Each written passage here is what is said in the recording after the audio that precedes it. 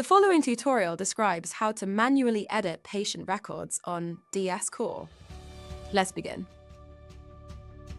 Users can now edit manually created patient records, such as names, birth dates, and assigned dentists, with built-in validations and a confirmation dialog that shows before and after comparisons. Every change is audit logged, helping practices maintain accurate records while supporting compliance.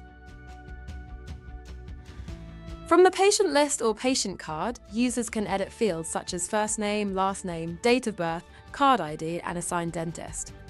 To support transparency, each edit triggers a confirmation dialog that displays the original and updated values side by side. Additionally, all changes are audit logged, supporting internal documentation and helping practices meet regulatory expectations. Please note, synced patients from Sodexis or practice management systems remain read-only to preserve source integrity. And that's it.